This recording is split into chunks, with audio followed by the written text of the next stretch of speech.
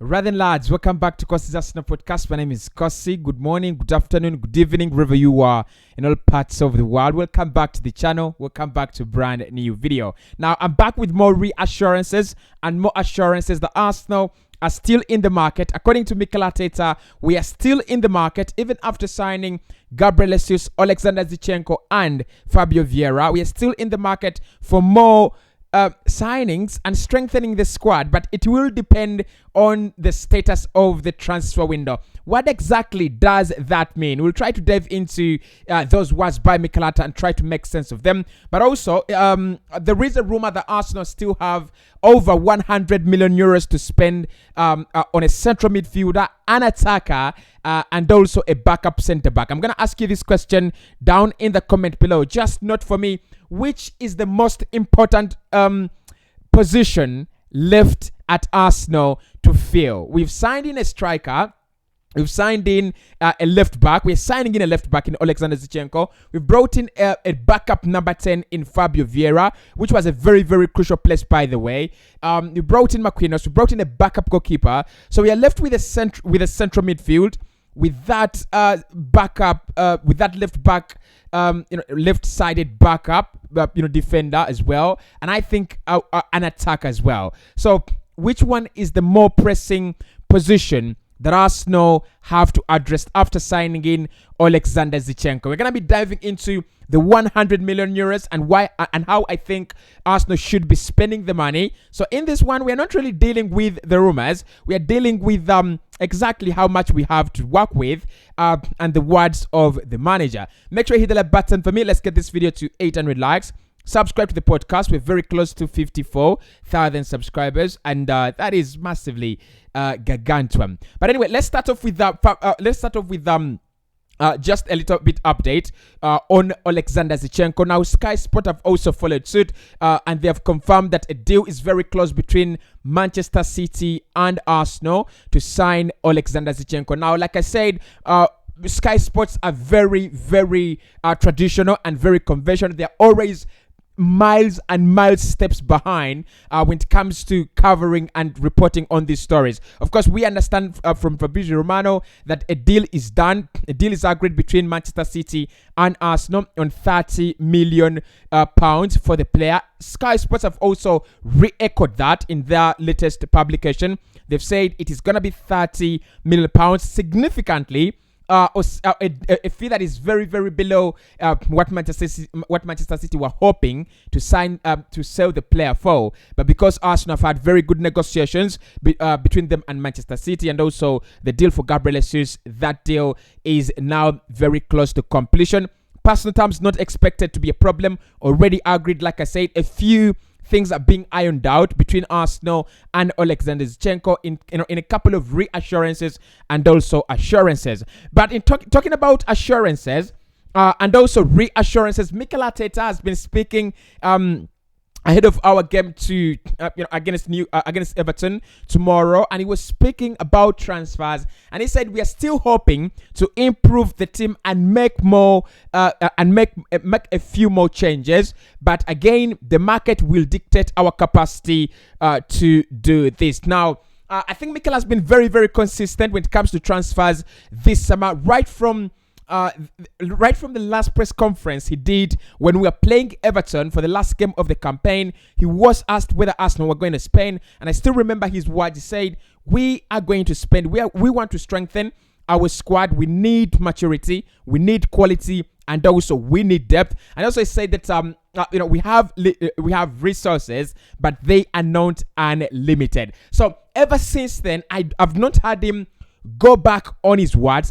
He's always kept on pushing the cronkies, pushing everyone around Arsenal to get these deals done, and eventually I think he's won the battle. So now he says more signings. He still wants more signings, but it's going to depend on the market and the nature of the market and whatever kind of business happens is going to dictate what kind of changes Arsenal make. So I think, and indirectly here he's talking about one, the prices of players that are very, very high, in the market. And he says, because look, he said, we are not working with an unlimited budget. We are actually working with a limited budget. So if the likes of Yuri Tillemans are going to go for 40 million plus, then I think Arsenal will not sign them. And that is a statement that actually makes me think we are not going to sign Serge Milinkovic-Savic for 65 million pounds. Hell no. We're not going to sign Lucas Paqueta for in excess of 55 million pounds when we have a player in Yuri Tillemans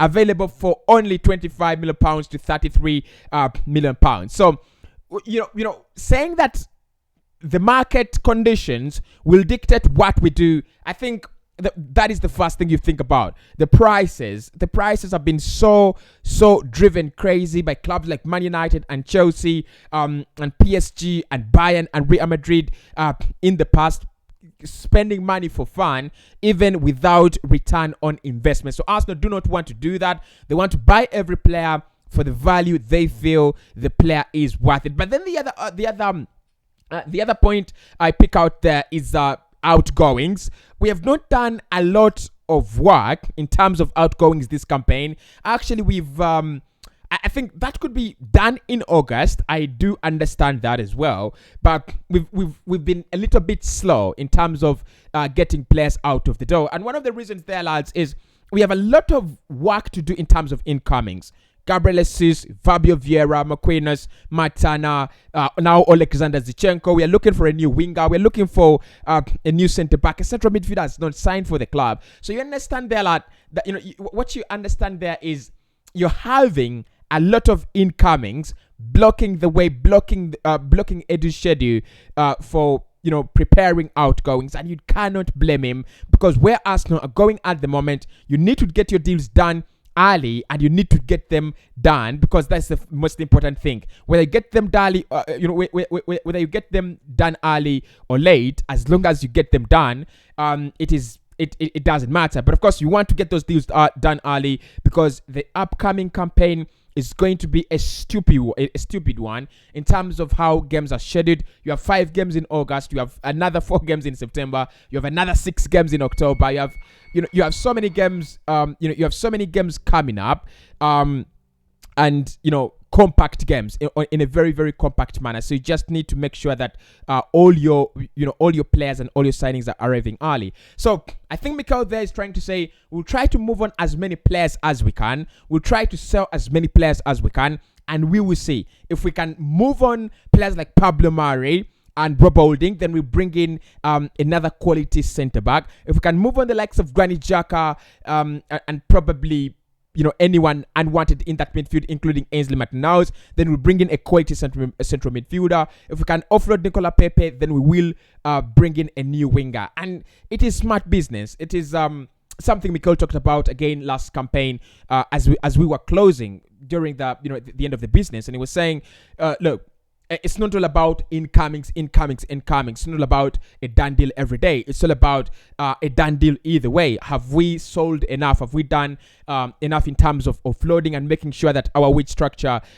is beautiful? We don't want to find ourselves in a situation where Barcelona find themselves in having over 11 million euros paid per month to players in wages, and though these players are actually not even giving them real value and return on investment. So Mikel wants more signings, but the market will dictate.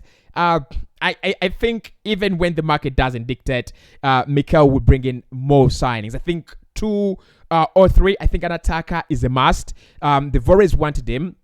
If it doesn't happen this summer, it will happen in January. I reckon that. A central midfielder, if it doesn't happen this summer, it will happen next summer. I'm more positive on that. Of course, now that Fabio Vieira can play for you as a number 8, so I'm not 100% in panic mode.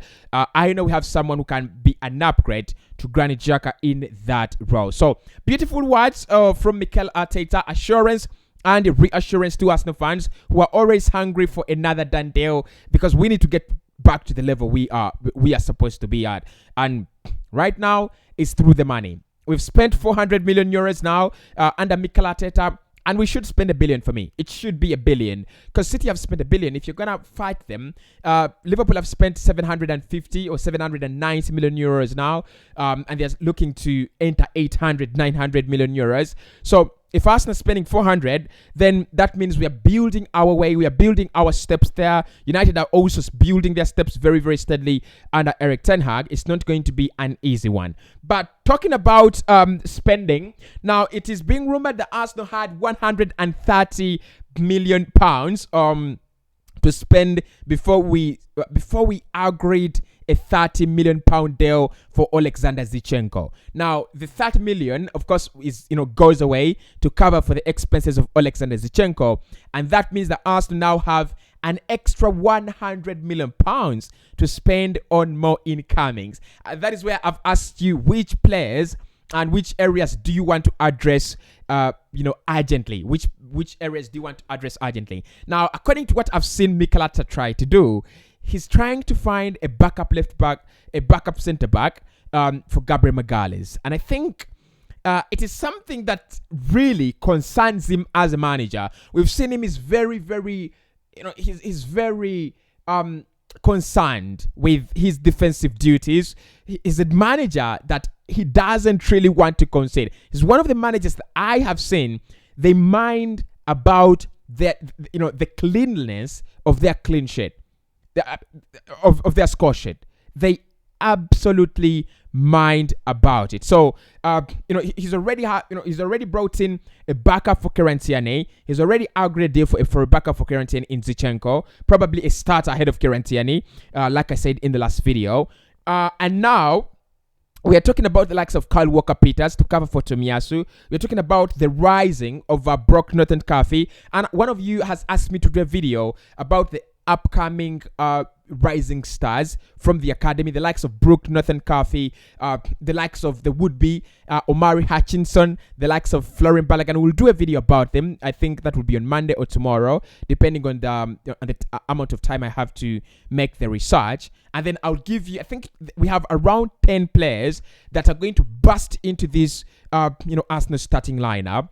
And they're going to really create a lot of, probably not, selection problems for Mikel Arteta, but they might create some interesting options for him if he decides to, go for them. So I was saying 100 million pounds to spend. Which positions do you want that money to be spent on? I will do a video tomorrow about where we need to spend more money and where we need to invest less. But of course, the likes of Calvin Bassey have been linked from Rangers in that left centre-back role. The likes of Edmond Tapsoba have been linked as well. We are talking about Yuri Tillemans, Lucas Paqueta, and Serge Milinkovic-Savic into the midfield. We are talking about new wingers, including Leroy Sané, and we are talking about new right-backs, including Kyle Walker-Peters. So you understand there, lads, that the money is still there to spend. And this is one summer where, ever since we started signing players, Arsenal have not had problems failing to pay agreed prices. We've not had that. We've either walked away from a deal that we felt has been pressing us to overpay money, or we've walked away from a deal that we felt the player is not actually worth it. It happened with Rafinha. It happened with Lisandro Martinez, and I think we've been absolutely smart. Do not go into a bidding war and pay 55 million euros for a player you think is not a priority for you. You would rather move on to activating plan B. So we are hoping this upcoming week, Zinchenko will be an Arsenal player and a couple of other plan Bs will be activated at Arsenal Football Club as well. Your opinion in the comment section, your like on the on the like button, and your subscription on the subscribe button. And I'll surely speak to you right in the next one as we discuss Arsenal Everton in depth. The preview coming up shortly.